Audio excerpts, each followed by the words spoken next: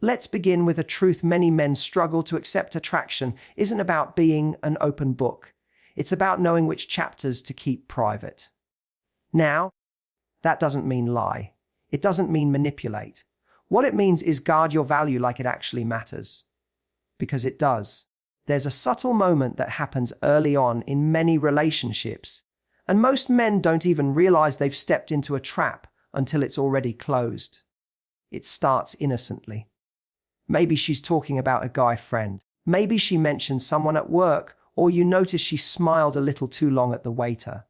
Whatever it is, something stirs in you. You feel it, that gut-level twitch. It might not even be jealousy yet, just this uncomfortable tightness in your chest, this silent question that creeps in. Is she into him? And if you're not careful, the next move you make can destroy everything you're trying to build. Because the moment you let those insecurities speak louder than your confidence, you stop being attractive. You stop being the man she was intrigued by, the one who made her wonder, who is he really? You become the guy who needs constant reassurance, who's threatened by shadows, who's trying to win a race no one else is running. And it doesn't matter how justified you think those feelings are. The truth is, when a man starts obsessing over other men, when he starts needing her to tell him, "Don't worry, I only want you," what he's really doing is handing her his self-worth like it's a fragile object she now has to protect. You might think you're being honest. You might think saying things like, "Do you like him?"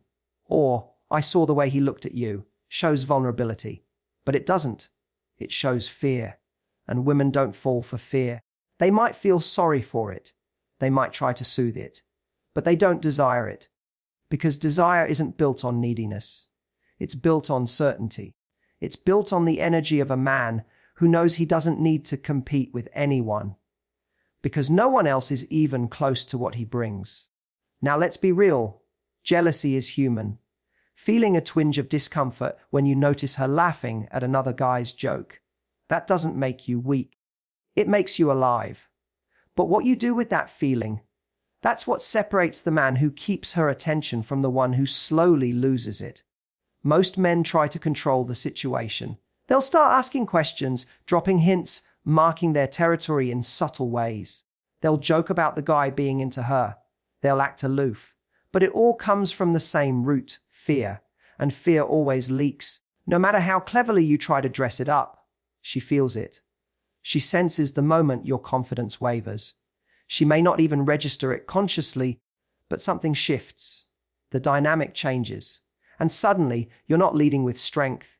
You're reacting with anxiety. And the problem isn't just that it turns her off.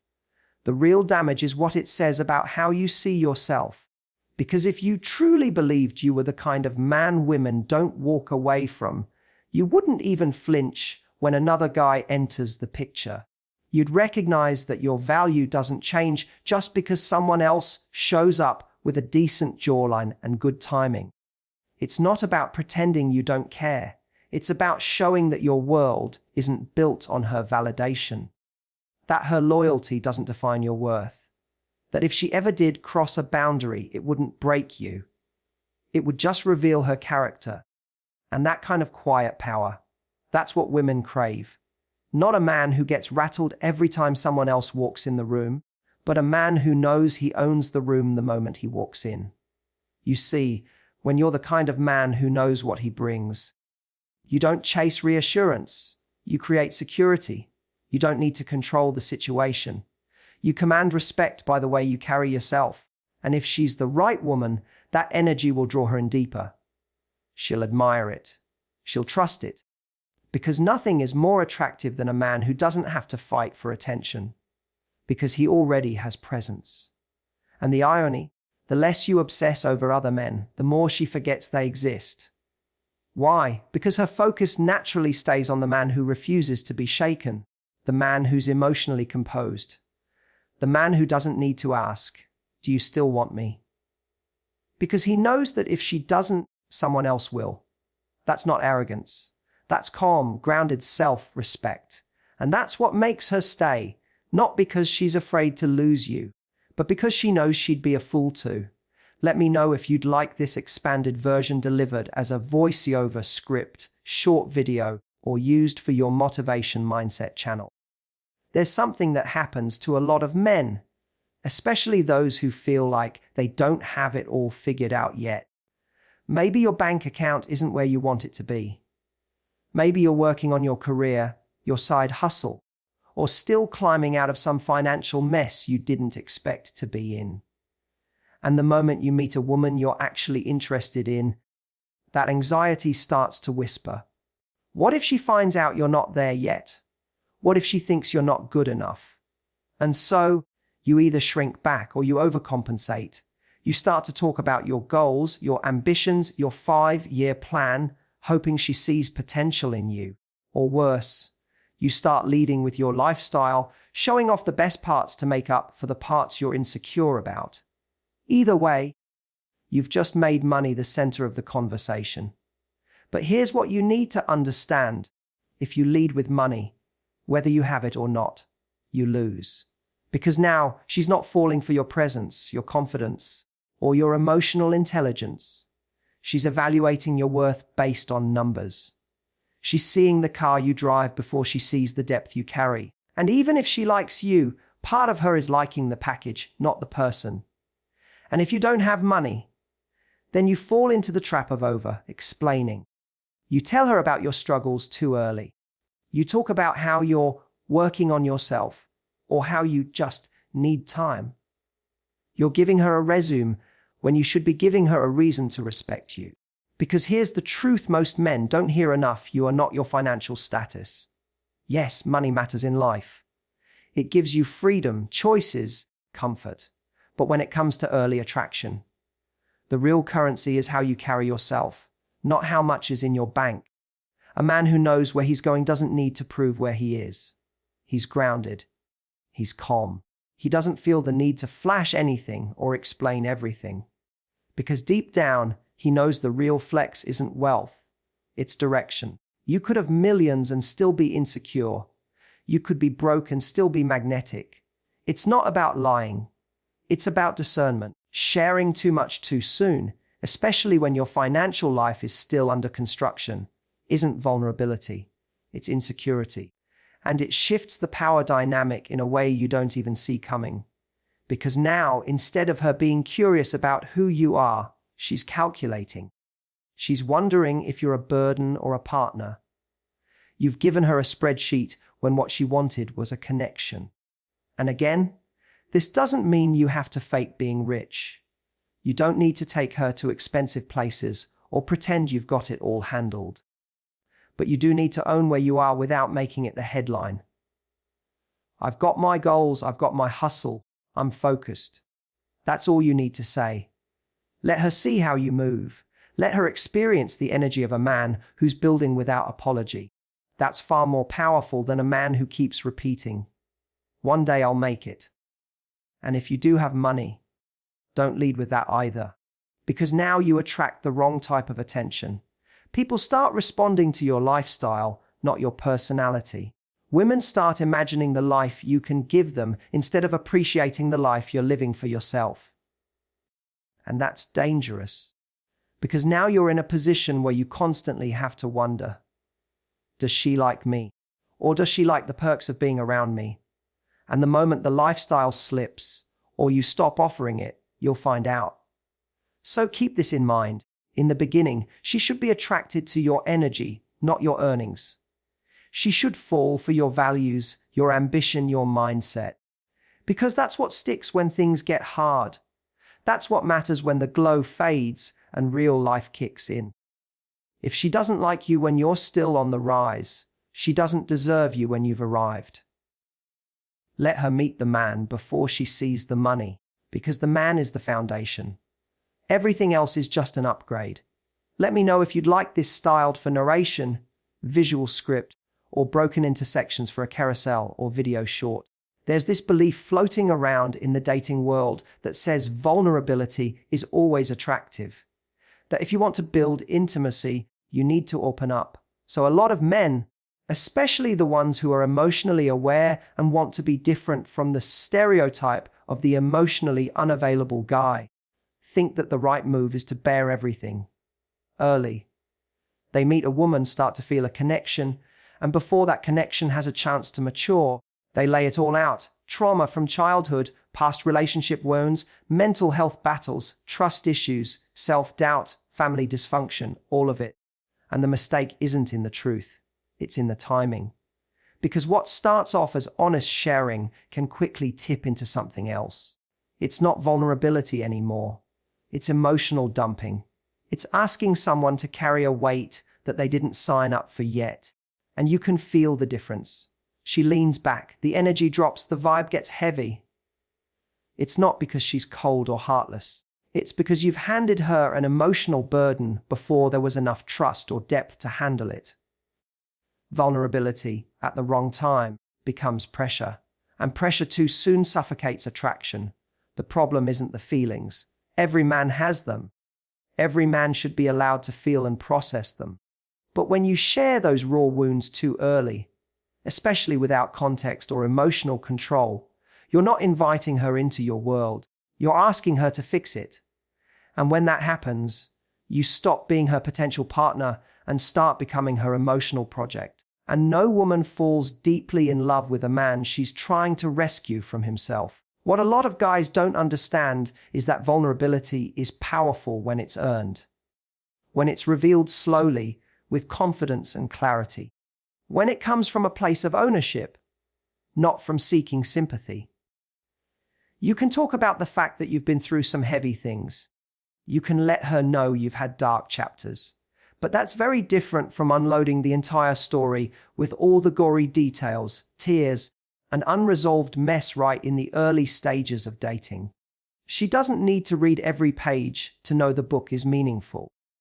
She just needs to trust that you've read it and grown from it. There's also something else happening beneath the surface. When a man overshares too soon, especially emotionally, he's often not doing it for connection. He's doing it for validation. He's hoping she'll comfort him, reassure him, tell him he's worthy. He's outsourcing the work he should be doing internally, and that creates a subtle imbalance. Now the woman is the emotional caretaker, and he's the one looking for approval. And once that dynamic sets in, it's very hard to reverse. You want to know what actually builds attraction: emotional composure, self-awareness without self-pity, the ability to talk about your pain without making it her problem. When you speak about your challenges in a way that shows you've processed them, grown from them, taken responsibility, now that's magnetic, because it shows strength, not just softness. It shows you're resilient, not fragile. And that difference is everything. You don't need to hide your heart. You don't need to pretend you're bulletproof. But there's a huge difference between being open and bleeding out. Being open sounds like, yeah, I've had some difficult experiences that shaped how I see relationships. But I've learned a lot, and I'm in a much better place now. Bleeding out sounds like, my last relationship destroyed me. I don't even know how to trust anymore, and honestly, I'm terrified you'll hurt me too. One invites curiosity. The other sounds like a warning label. You can be vulnerable, but let her earn it. Just like you wouldn't hand a stranger the keys to your house, don't hand someone new the keys to your deepest emotional rooms. Give her glimpses. Let her see your depth. But protect your story until you know she respects the chapters. That mystery isn't emotional withholding. It's emotional maturity. It means you're not trying to impress her with your pain. You're showing her that you've faced it, you've handled it, and you don't need someone to rescue you from it. Women don't want perfection, but they also don't want to carry the emotional weight of a man who hasn't yet stood up on his own. So share, just not all at once. Give her enough to feel connected, but not so much that she feels responsible. Let your emotional truth be a slow reveal, not a flood. Let me know if you'd like this formatted for delivery on stage, adapted to your YouTube channel, Motivation Mindset, or broken down for reels. Every man who's been in the dating world long enough learns that attraction has rhythm. It has pacing. And whether he admits it or not, he's using some form of strategy. He's timing his replies. He's deciding when to reach out, when to hold back, when to suggest plans. He's thinking about how much to show, how much to hold, and how to maintain a certain dynamic that keeps her curious, engaged, and chasing a little bit too. And here's the truth that most guys get wrong: it's okay to have a strategy. In fact, it's smart. But what's not smart, what completely destroys the effect, is talking about it. She doesn't need to know that you're waiting 4 hours to text her back. She doesn't need to hear that you read her message an hour ago but didn't reply because you didn't want to seem too available. She doesn't need to be told that you're trying to pace the connection or that you don't want to get too close too fast. The moment you verbalize your game plan, you kill the magic. You go from being naturally confident and self-possessed to looking like a guy who's insecure and trying to control the outcome. When a man reveals the behind the scenes of how he's managing the dynamic, it doesn't come across as honest. It comes across as calculating. And that calculation is not sexy. Because attraction thrives on feeling, not formula. When she's leaning in, wondering what you're thinking, she's not doing it because she believes you're plotting every move. She's doing it because the experience feels organic, like the connection is flowing naturally. And when you say something like, "I didn't want to text you too much and seem clingy," or "I'm trying to play it cool," you're admitting that you're afraid of being too much, afraid of being rejected, afraid of showing interest and not having it returned. And while those fears are human, putting them on display in the form of explanations ruins your frame. It signals that you don't trust your value enough to just be. You're not supposed to narrate your restraint. You're supposed to embody composure. There's a massive difference between a man who's being intentionally quiet because he's grounded and focused on his life, and a man who's being quiet and hoping she notices how hard he's trying not to care too much. One is self-respect. The other is performance. And this doesn't mean playing games or being emotionally unavailable. That's not the point. The point is, not everything needs to be explained. Not every move needs a disclaimer. The more you talk about what you're doing in the relationship and why you're doing it, the less mystery you have. And mystery is one of the most underrated forces in early attraction. Not because it's manipulative, but because it creates tension, anticipation, space. And in that space, desire grows. When she doesn't know what's coming next, when she's not sure exactly how you feel, but she senses something real underneath, that's when you become intriguing. But if she knows you're sitting there staring at your phone, counting the minutes before you're allowed to text her it's over, now she knows it's all a dance you're choreographing. And she'll either feel like she's being manipulated, or worse, she'll start managing you. And the moment she realizes she's in control of your responses, your attention, your pacing, she loses attraction. Because now you're reacting, not leading. You don't need to tell her you're being intentional. Just be intentional. Let her feel the structure. Let her feel the boundaries. Let her wonder why she wants more of your time. Why she's thinking about you in the middle of the day. Why your presence doesn't feel like something she can fully predict or access whenever she wants. That doesn't mean be cold. It means don't be constant. Because constant is predictable. And predictable is boring. You can still be warm, still be fun, still show up and give energy when you're present. But then pull back. Not because you're playing games, but because you have a life, a mission, a direction that doesn't revolve around when she texts back. That's not manipulation. That's masculine maturity. That's what allows her to feel both secure and excited around you. Because now she knows you're not acting out of fear. You're moving from purpose. When she doesn't have access to every thought you're having, every plan you're making, every strategy you're using, she has to engage. She has to meet you halfway. She has to wonder. And that wonder, that's how you hold her attention without ever raising your voice, without needing a trick, and without losing yourself in the process. Would you like this adapted into a script format for a YouTube video, a storytelling version, or broken into slides for visual content on your Motivation Mindset channel? There's this modern idea floating around, especially among men who want to do things right. That honesty means telling a woman everything, every detail, every ex, every heartbreak, every sexual experience, every mistake. The idea is that if you just open the vault and hand over all the stories from your past, it will somehow build trust. That it shows transparency, that it proves you have nothing to hide. But the truth is, honesty and full disclosure are not the same thing. And in dating, especially early on, giving too much detail about your past lovers isn't just unnecessary. It can actually destroy the very attraction you're trying to build. Because here's what most guys don't realize when you talk in depth about your exes: who they were, what they looked like, how the relationship worked, how it fell apart. You're not just telling a story. You're drawing comparisons. Whether you mean to or not, you're putting her in a mental competition with someone who no longer exists in your life. And if you start going even deeper into intimate stories, emotional breakdowns, or sexual experiences, now you've done something even worse. You've taken her out of the moment and into your memory, and that kills the connection. Women don't want to hear about the women you used to sleep with. They don't need to know how good the sex was or how often you had it. They don't need the highlight reel or the heartbreak diary. What they want to know is, are you here now? Are you emotionally present?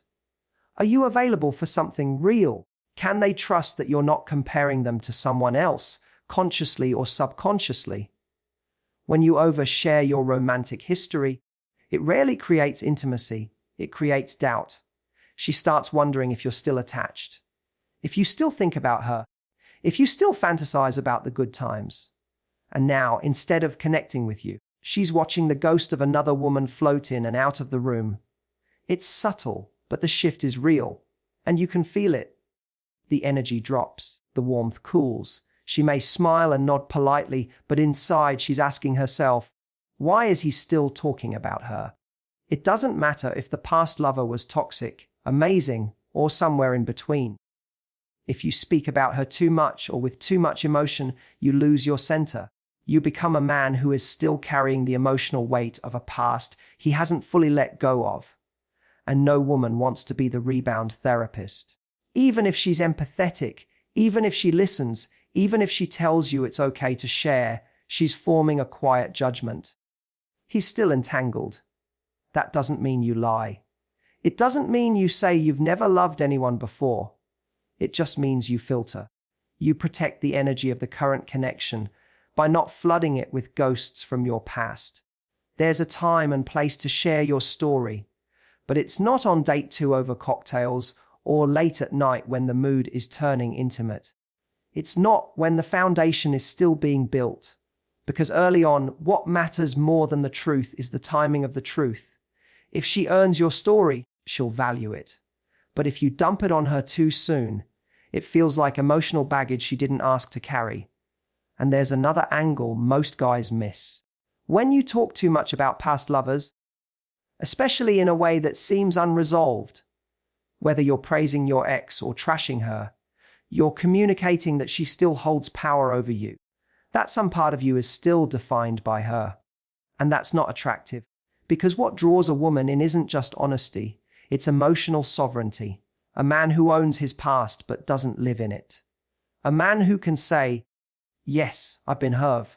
Yes, I've been lut. Yes, I've learned. And then move on without needing to prove anything. It's okay to be honest. It's okay to acknowledge that you have a past. But you don't need to narrate it in high definition.